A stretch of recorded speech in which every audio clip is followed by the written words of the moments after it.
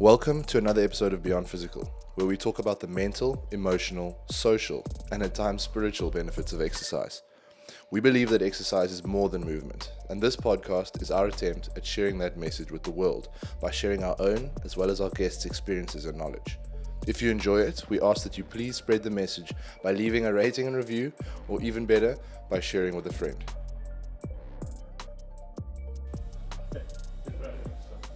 Say that again. Every episode has to start with me doing something absolutely dumb so that we build up the expectation for the weirdness. Welcome to Beyond Physical. This episode will be dubbed the Silly Goose episode, based off of the intro and inspired by Mark. Mark said silly goose episodes are important every now and then, so we're going to tap into our silly geese and just goose about and geese about a bit here. Who won't be that silly goosey, actually, to be honest. So we're going to touch on our Run Strong workshop, which we did on the 26th, day of recording, 28th of October. It went really well, I think. Gideon did a great job, and the team did a good job to host the event. It was really cool. We basically just touched on the fundamentals of strength training for runners, and the people that came enjoyed it, and they got a lot of value, and it was very interactive, which was nice. Fewer people than we were anticipating, but I think that actually improved the value per person because everyone actually got to then make use of you and Matt, and there was so much value contributed by the attendees as well. That's what I like the most, is like the people who attended. They brought the interesting questions. We didn't have to constantly ask. Exactly. And a lot of people were thinking the same thing. Yes. That's the thing as well. So cool. That was a lot of fun. We'll definitely be doing more. So if you are a Cape Town-based person or you are in Cape Town for the next one, definitely come through. That'd be an absolute pleasure to have you here. But today is basically just going to be one long overrated, underrated. We're going to riff on this one a little bit. I've got 4 topics. I don't know if we'll cover them all, but we'll go at them one by one. You can do rapid fire. We'll do rapid fire, overrated, no underrated. No extended waffling. And this is, there might be some extended waffling because this is fine. Sometimes this is completely unprepared other than the topics. So the first topic, or the first kind of thing, fasting. Fasting. Overrated or underrated? Overrated. Why do you think it's overrated?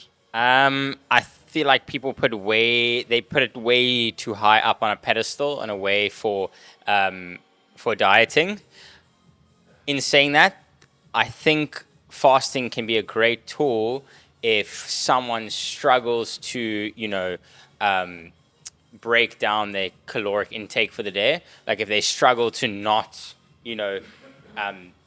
eat kind of a shitload in an extended period of time, having that window in which you can eat puts like the necessary parameters around to reach your goals. That's where I think fasting can work really well.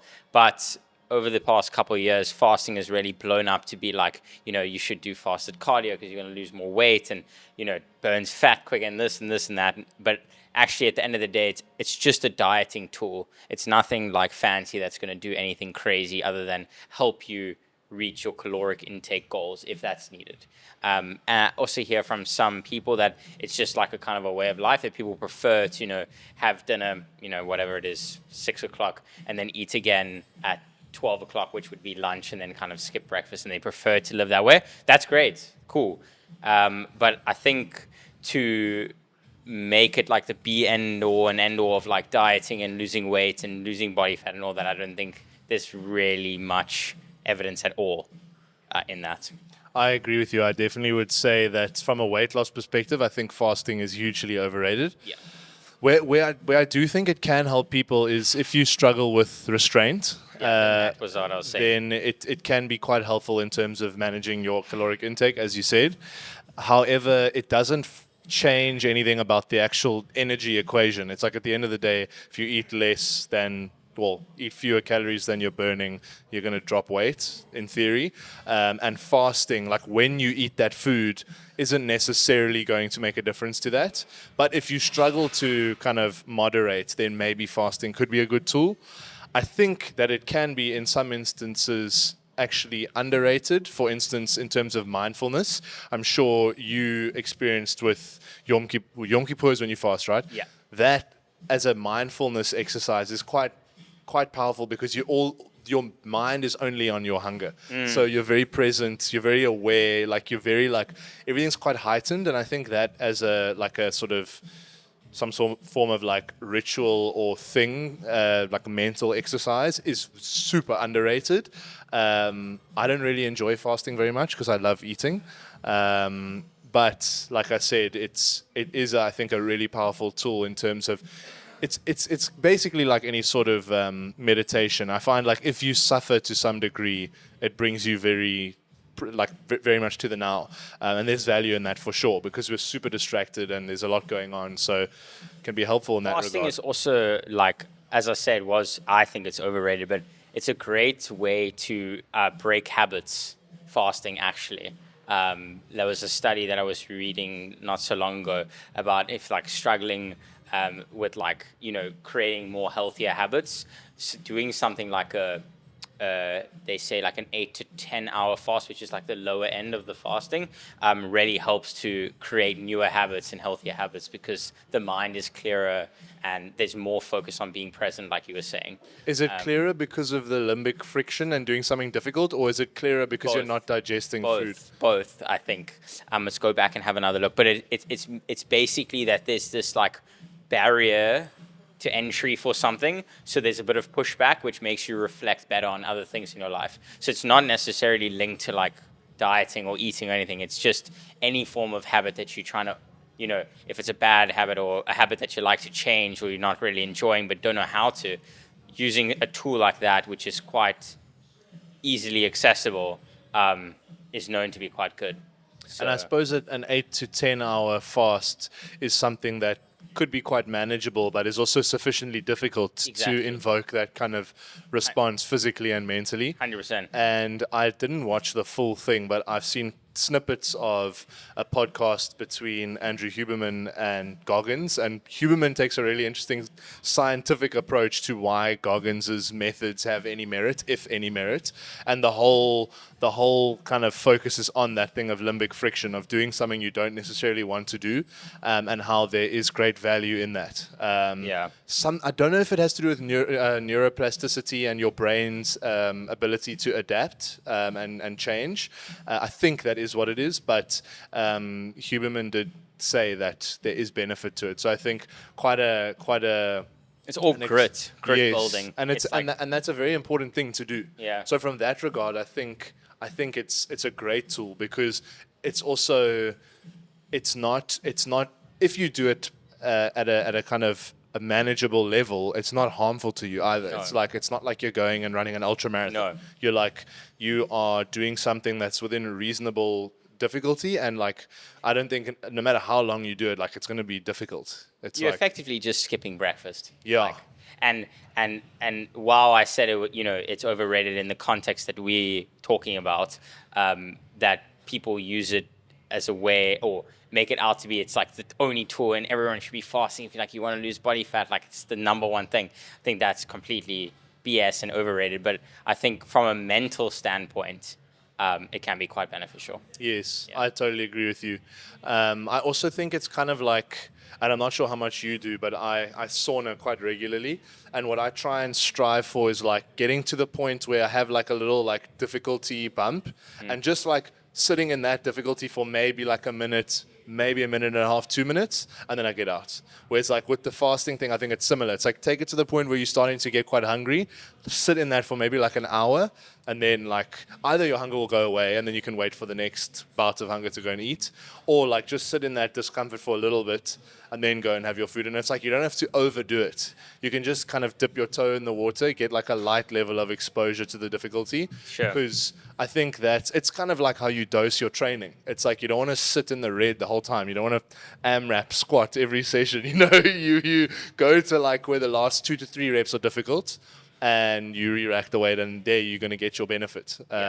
So again, like we're not advocating for like, I think I've told you, but I wanted a 3-day fast. I did drink water and black coffee, but like that's not that smart, to be honest. But it was incredible for mindfulness. I would not do that though, because when I ate an archie afterwards, it was mayhem. It was it was not good. What happened? Well, the thing is, you're supposed to, like, as you do with like any other fast, like Yeah. break it with something like light and maybe a bit sweet. So I started with the nachi, and then the floodgates opened, and there was a massive like chicken lasagna, and I just absolutely piled into that. Oh no. And my stomach was a mess. It was so annoying. It was like, oh, I just had this like really beautiful, like mindful, like kind of experience, and now I'm just like Just a cucking simple, myself. small like nachi straight into a whole family size lasagna. Yeah, just so bad. But to be fair, I had built up like 3 days of hunger. I did it with Fora. He's also done a 3-day fast, Crazy.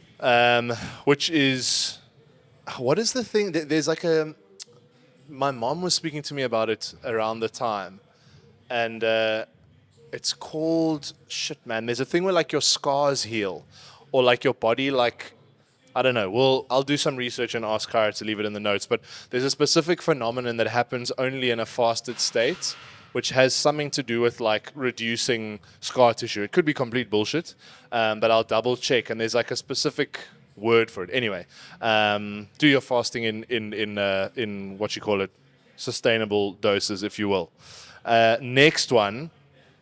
This is going to be interesting. Overrated. So anyway, verdict on fasting. Majority overrated in the Yes. context that we're looking at. Weight loss, wholly Overrated. overrated. Yeah. Mindfulness, maybe not as appreciated as it could be. Bodybuilding, overrated or underrated? Why are you laughing, man? No, you go first. You go first. It's Yo, not going to change my my opinion, but I'm bodybuilding.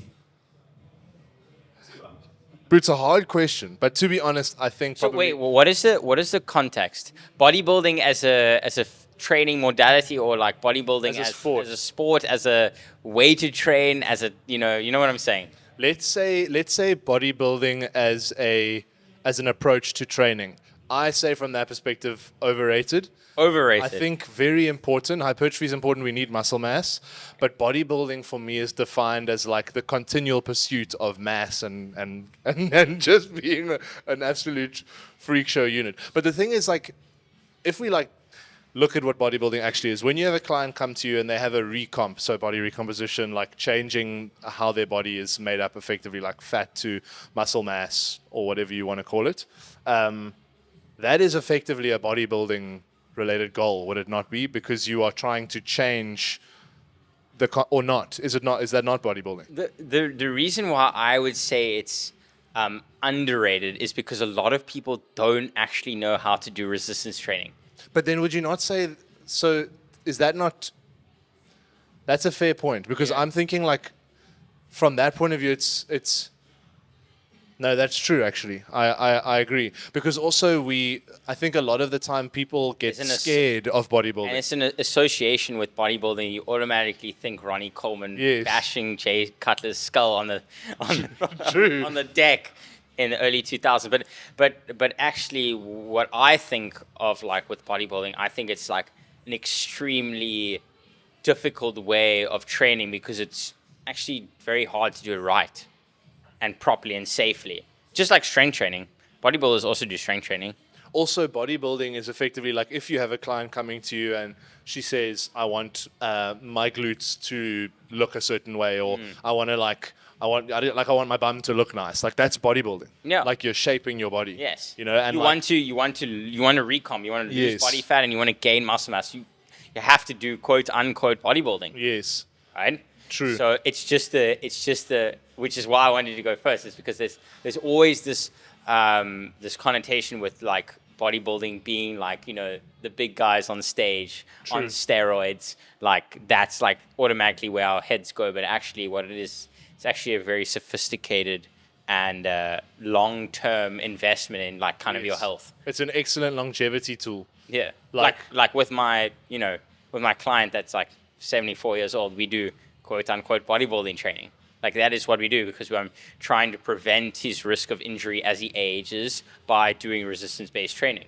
What's the limit? Like, obviously, it'll change from person to person, Yeah. but let's say we've got a pretty under-muscled 35-year-old, and we want to help them build some muscle so that by the time, they start, well, and maybe that's even, it's not late, but it's like by the time it starts becoming a real threat that they are overly frail, we just want them to be sufficiently muscled, I suppose. How do we, like, for instance, and I'm jumping around a bit here, but like, are you familiar with Stan Efferding, the vertical diet dude? Yeah. So he's very jacked, and he's like super muscular, and he's maybe 60, but he has problems associated with the musculature that he's developed, like sleep apnea, because he's like too like, although that's arguably not a muscle thing, that's just a general weight thing. Right. Like he's like, there's too much mass on his body, although he is very lean. How do we, like, yes, we want our clients, and yes, we want general population to be sufficiently muscled or adequately muscled, but how do we know when that's too much?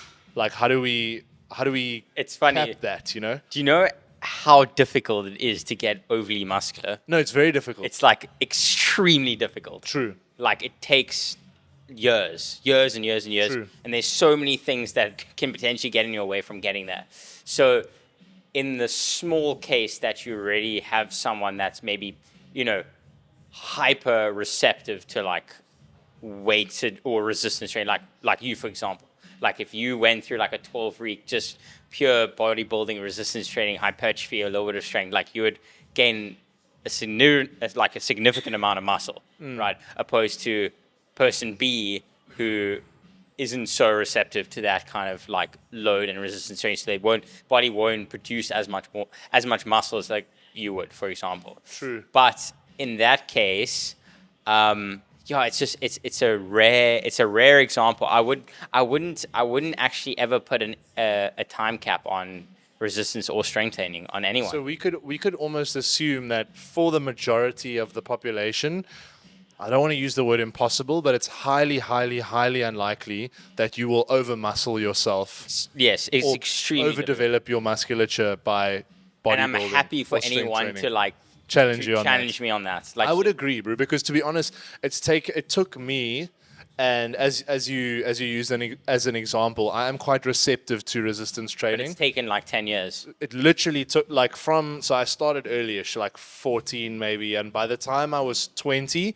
that was when I was like, okay, I can maybe like dial it back a little bit. That's 6 years of like a very responsive kind of example where that person responds very almost aggressively to the training. Exactly. And it still wasn't really at the point where I was like, I couldn't wipe my ass. It was just more a thing of like, okay, it's probably like enough now. Like I'm just feeling like maybe not like a little bit heavier than I would like to, and I would like to be more whatever. I don't know.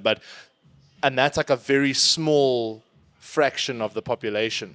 So, and I feel like that's a huge barrier, at least this whole conversation is a massive barrier for a lot of people where they're scared they're going to get quote unquote too big. Like I can guarantee you with like every bone in my body that like you would never get to that level. I mean, considering that you'd stay natural and you would just be doing like, the recommended by, like 2 to 3 strength or resistance training sessions a week, there's no ways that you're going to be like IFBB pro level, like physique bodybuilder. It's so funny that people think that. People think that, like I'm gonna like, especially in like with like female clients, like always so worried that they're gonna end up looking like, one of these mass monsters on stage. And like, that's just not the case. A lot of that does stray a little bit into deeper psychological challenges like body dysmorphia, because I've had clients, I think only one, to be honest, but I've had a client leave me before because she felt like she was getting too muscular. Sure. And honestly, bro, I think she weighed like 45 kilos. Yeah. And yes, she'd picked up muscle mass, and I think it was quite beneficial, but it wasn't. Then there was this like fright of like, shit, I'm developing muscles, like bad. I don't want to get too big. I think the important and this is now like a separate topic, and I feel like we're gonna have a whole conversation about this, but it's just about awareness and like the reason why we do this. Not just we're gonna do strength training to build muscle. Like there needs to be steps put in place to explain to the client why it's important to do resistance training, and especially if you're trying to, recomp. Doing resistance training is like the number one thing to do. Obviously, to be in a caloric deficit, but like resistance training is like the best thing to do for that. But yeah, back to the overrated, underrated. Now with more context, does it change your mind on if it would be underrated or overrated? Yeah, I think from an informed perspective, like as in like looking at it for what it really is, underrated. As a sport, though, I think maybe overrated. As a sport, But I still think it's I underrated. think in general underrated. Yeah, I think you've convinced me otherwise. Yeah. And it's ironic that I said overrated to begin with, because that is my bread and butter. Like that's other than like sports strength and conditioning training like styles. Probably the most prevalent form of my own training was hypertrophy training. So it's like it's funny that I would be like sort of not anti it, but Yeah. think it's overrated. it's weird where our minds go though when we think of bodybuilding. We automatically go to the stage where we have some of the biggest leanest guys, and we just think about that. It would be really good for us to get on some sort of like metabolic specialist or something, because there's a whole kind of different avenue to bodybuilding where the more muscle tissue you have, the better your kind of, I don't want to butcher this, but something to do with your blood sugar regulation is, and all that whole side of it as like muscle as something to like help you metabolize stuff better and Well, not it's just anabolic. The tissue is anabolic, like itself. Like in order to maintain muscle mass, so like very dumbed down, very simply, like the more muscle mass you gain, the more energy your body required. will need to keep that muscle mass. Yes. Because your body doesn't want it. It doesn't have as much function to have it. It wants to be in homeostasis. It doesn't want it. So in order to keep it, obviously along with aminos and branch chains and all that stuff, but like simply, it's just the more muscle mass you gain, the more energy your body needs to maintain it. yes. Which is why it's a great tool for recomping.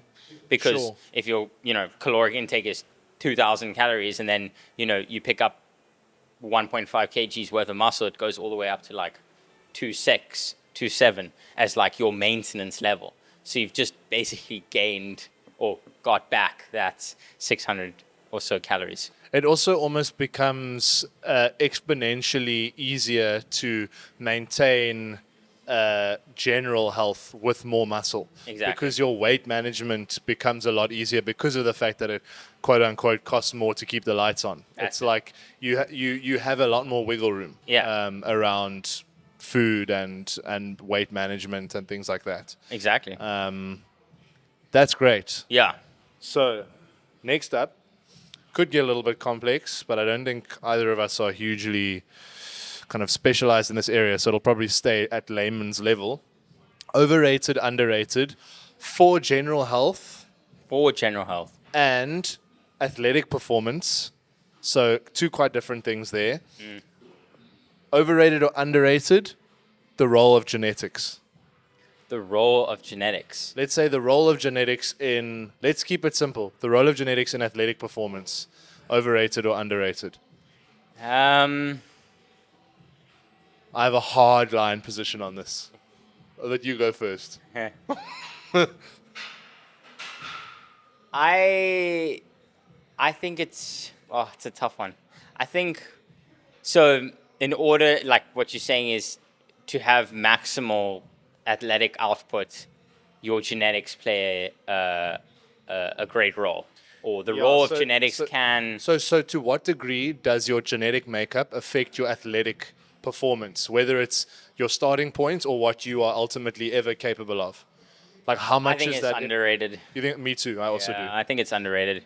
I think there's that whole saying that like hard work beats talent and all that stuff. But like when you're competing at the highest level of whatever your sport is, you're always gonna have the edge on someone where I mean, your genetics can vary from sport to sport, but longer levers, tougher tendons. Height.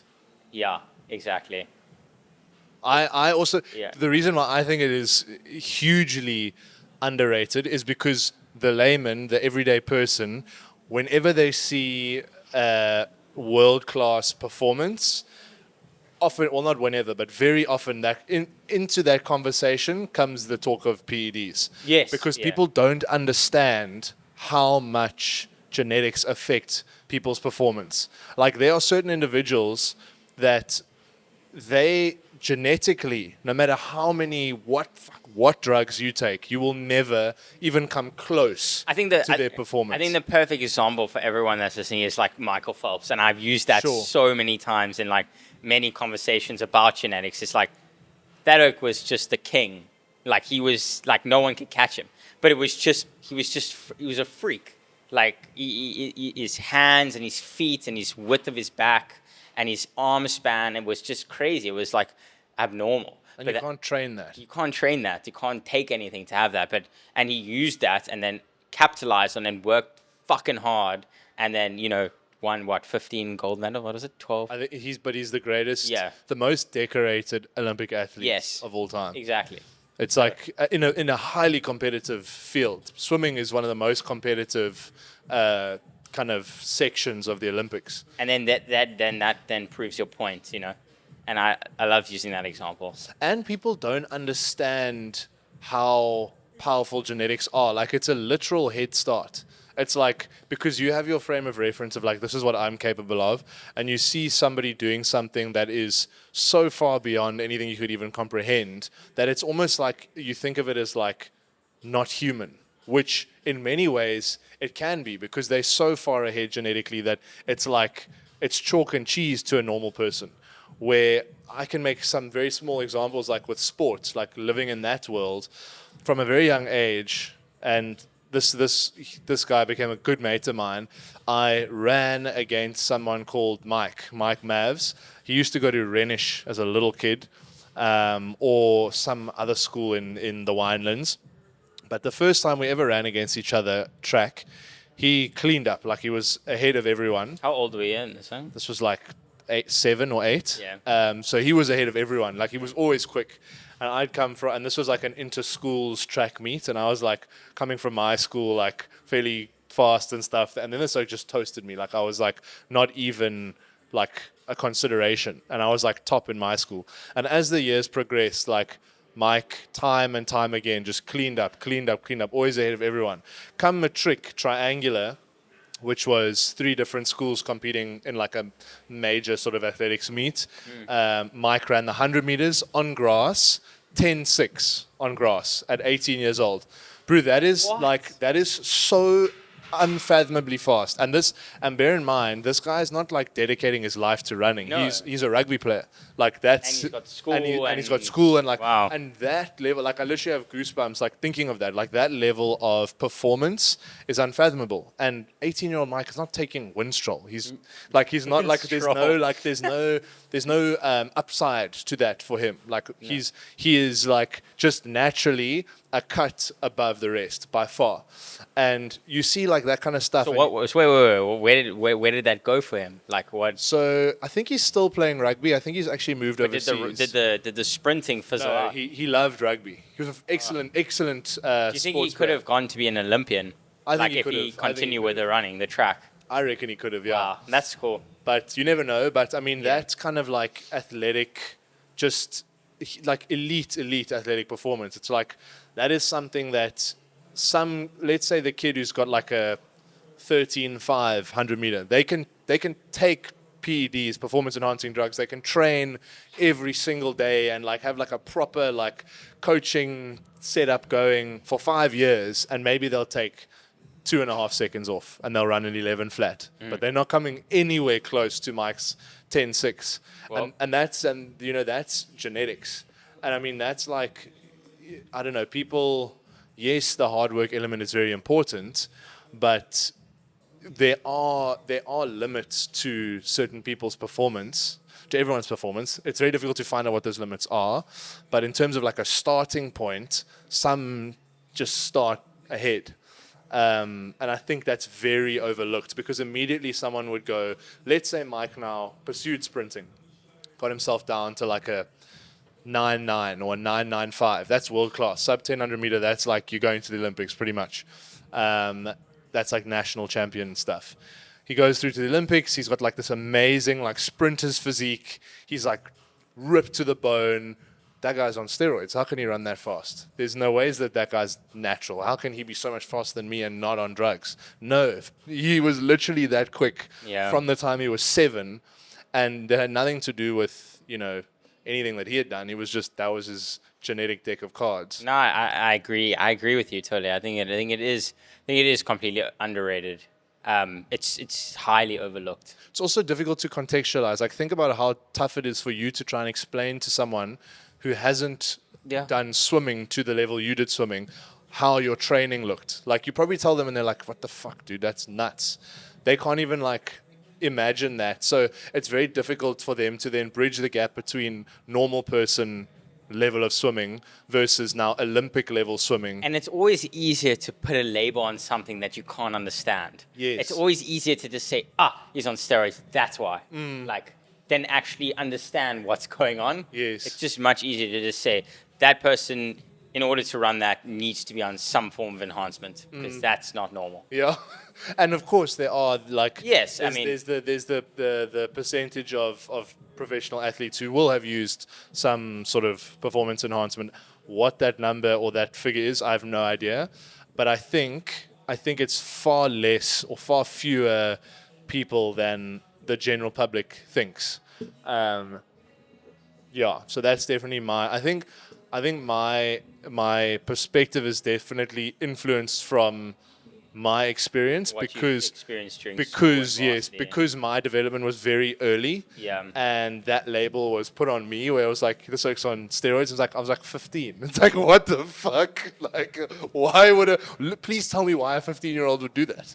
Like, what? Like, I don't know, for me it just didn't make sense. But I think that also a really cool book for people to look into if you find this conversation interesting is The Sports Gene by David Epstein.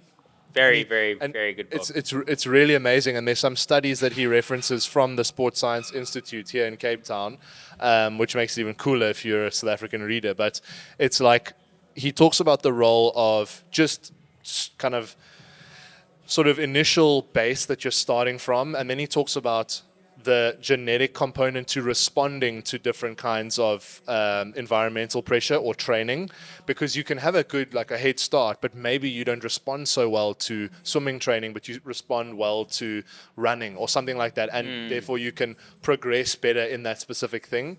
And all these various elements of genetics and how they influence the athlete at the end of the day, I think is a really cool kind of topic to cover. And there's nature and nurture, but I think the nature is where there's a lot of gray area, because and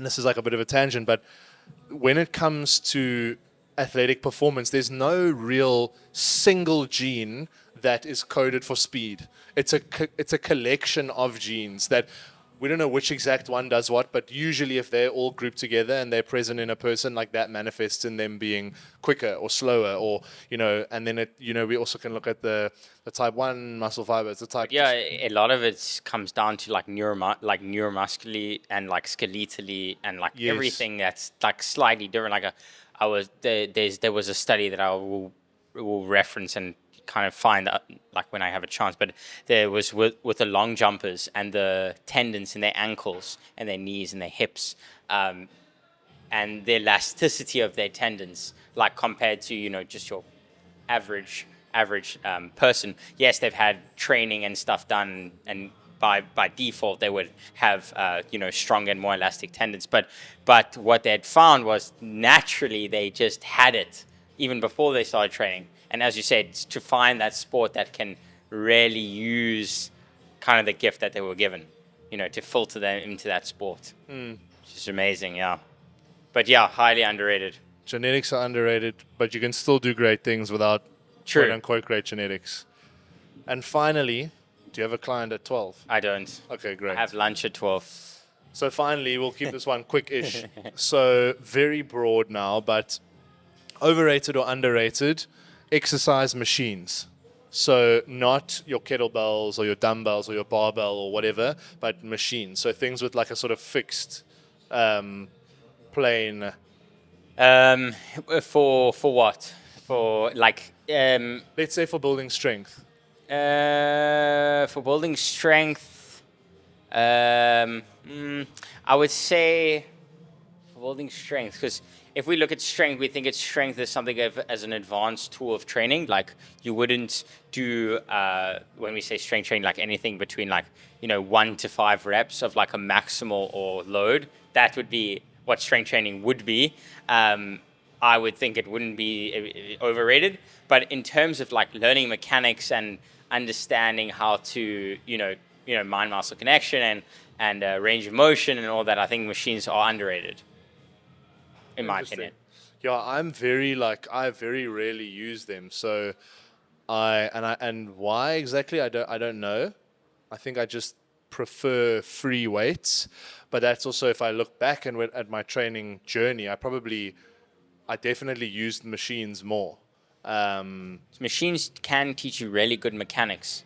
So like something like having, I'm just going to use a client for example, like a scenario is like if you have a client that's learning how to do a chest press, and they have very bad coordination and proprioception, you're not going to really give them a dumbbell and a barbell because it's going to be challenging them for them to actually learn the movement pattern while trying to balance it all at the same time. But if you put them on like a cabled or a fixed like hammer strength chest press machine, they're going to learn the mechanics, learn the range of motion, learn where all the joints and how everything should be placed for 4 to 6 weeks, and then you can move them on to bench press, and you'll find that they've learned the mechanics and they've built up a strength base in that position that they can go onto the bench press and they'll be fine.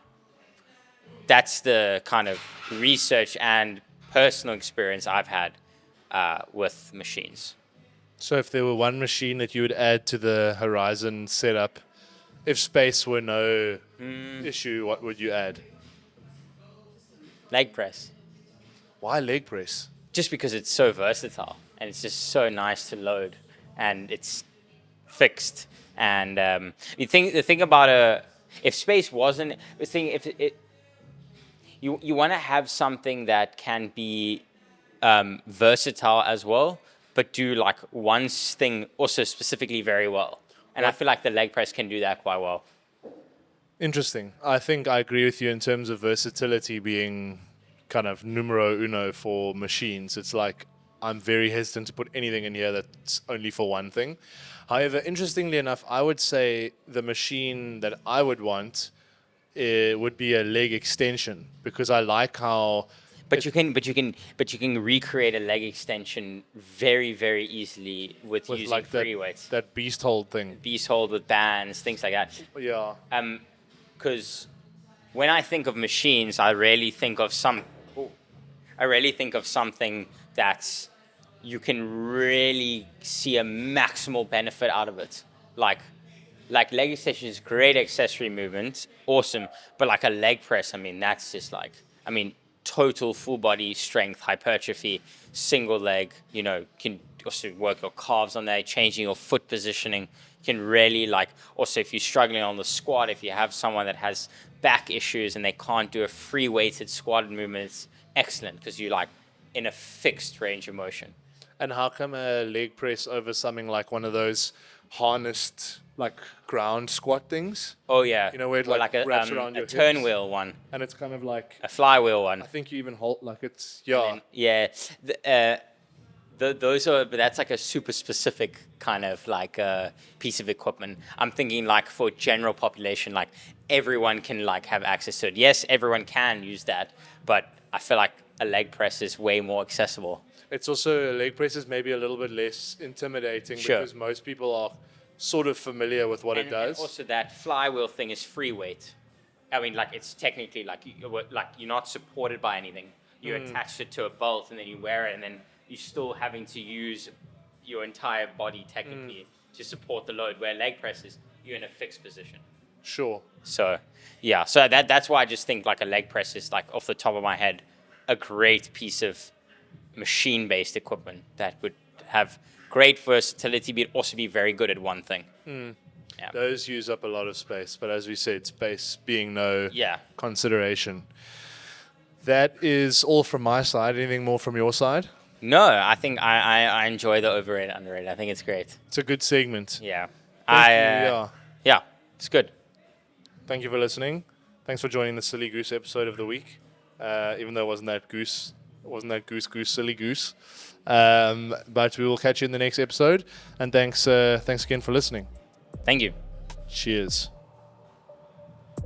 Thank you so much for listening to the show, guys. We love answering specific questions. So if there's anything you want to know, leave a comment or reach out to us directly at HorizonZA on Instagram or email us at movement@horizongym.com. Until next time, I'm your host, Seb Prentice, and this is Beyond Physical.